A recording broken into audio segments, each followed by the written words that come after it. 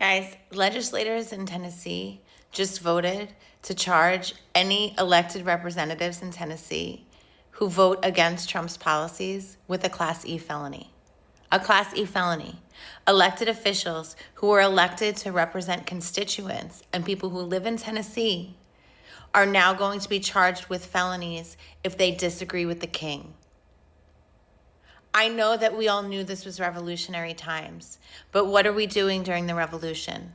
Are we just shaking our heads? Are we living in fear? Or are we taking action? Sometimes the actions that MAGA state representatives carry out are even more extreme than the policies that the Trump administration tries to pull off. The Constitution and rip it up, because that's what you're doing.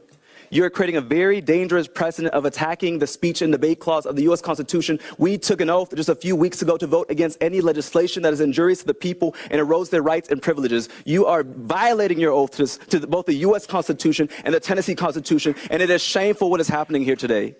This is serious. We're going after elected officials based on how they vote. Imagine, we've already tried to expel them based on what they say. Now we're going after people for how they vote. This is wrong. It's a violation of everything we stand for. And so we just did the Pledge of Allegiance. That was just, we might as well just take that down now. Because this is un-American. This is the root of it. You can say all the other stuff about this bill, but this bill, this provision in particular about charging people with a Class E felony based off of, it says here in the law, every elected official in local government who votes in the affirmative shall be charged with a Class E felony. This is what the law says that you have drafted, which legal told you is incorrect, which is unconstitutional. There's a new energy of disregarding the legal advice, the laws, and even the Constitution for the sake of forcing policy on people. If charging elected officials with a felony based on their vote isn't bypassing the representative process that these guys like to brag about, I don't know what is. We've quickly gotten to the stage in this fascist takeover where dissent is criminalized from the citizenry to political opposition in the legislature. Grandmother, a mother of 5, grandmother of 3, is legally sitting here, not breaking any laws, and I'm being carried out because they don't like seeing my sign that says Jesus was an immigrant and a refugee. Right. I do this on behalf of all the immigrants and refugees who are going to be over-policed in this country.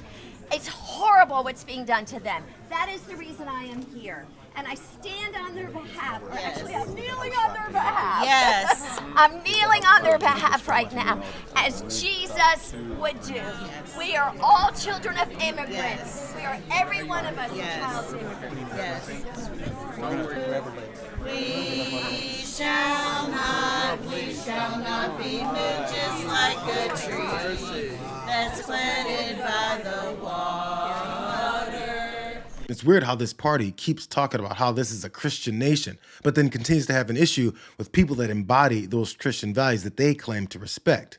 So when you're unconcerned with both the religious laws and standards, as well as the ones established in this country, the only person left to worship, respect, and revere is the 34-time felon that opposes all of it. The thing is, it's not just in the U.S. Constitution. Our very own Tennessee Constitution has a very similar provision to this that protects legislators. It says individual legislators are immune from any kind of suit, including criminal prosecutions for any act deemed as part of the legislative body's deliberative process. This is from the Tennessee State Constitution.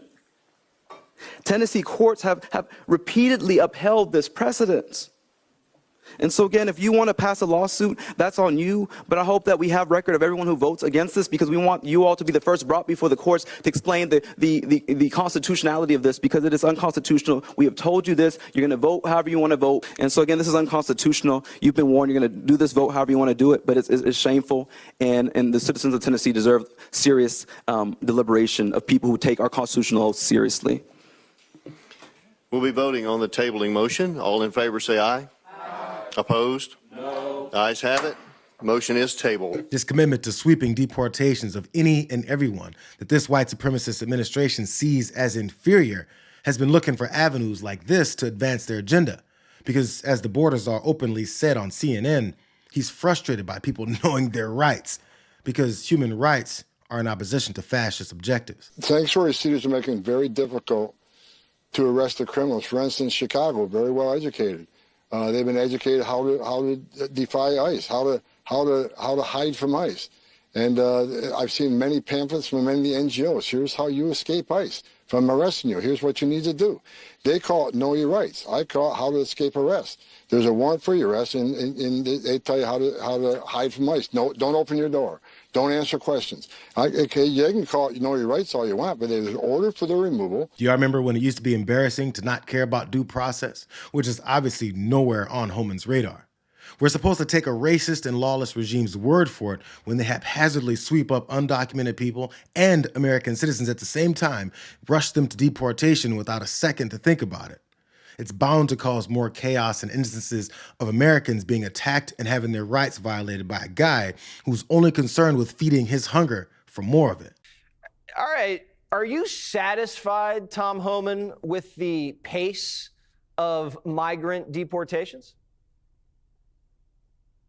No, we got to do more. We got to open that aperture up, which we're going to do. It was a great start. The first week was unprecedented. I mean, the illegal crossings on the border one day was like 540.